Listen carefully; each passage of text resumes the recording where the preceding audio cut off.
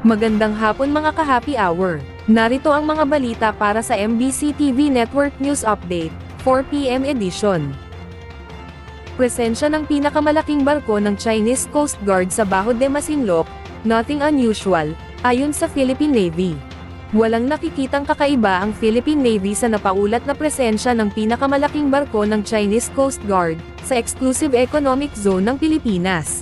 Ayon kay Philippine Navy spokesperson for the West Philippine Sea Commodore Roy Vincent Trinidad, ang naturang barko, kasama ang isa pang Chinese vessel na namonitor sa distansyang 50 milya sa kanluran ng Baho de Masinloc noong nakaraang linggo, ay nakalabas na sa EEZ ng bansa.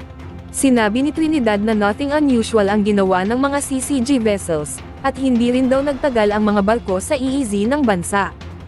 Maaalalang sa ex-post ng Sealight Director na si Ray Powell, bago na monitor sa EEZ ng bansa, nagsagawa ng patrolya ang CCG sa Exclusive Economic Zones ng iba't ibang bansa, para ibandera ang kanilang presensya. Narito naman ang 5 pangunahing balita ngayong Miyerkules, May 29. Governor ng Bohol, 68 iba pa, sinuspinde ng Ombudsman sa kontrobersyal na resort sa Chocolate Hills. Ugnayan sa Maritime Agrikultura Turismo, sinelyuhan ng Pilipinas at Brunei.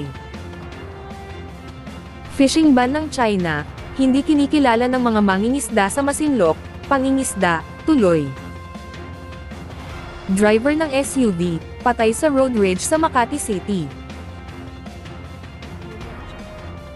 At, Pasay Judge Staff, sinuspinde ng 70 araw sa 6 na milyong piso na suhol. At yan ang mga balita para sa MBC TV Network News Update, 4 PM edition.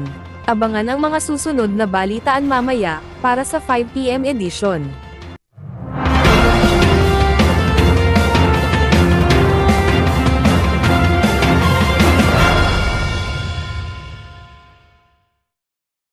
Mga ka-happy hour, kung gusto mong manood ang mga balita sa MBC TV Network News Update, mag-subscribe sa aming YouTube channel, at i-like ang aming Facebook page.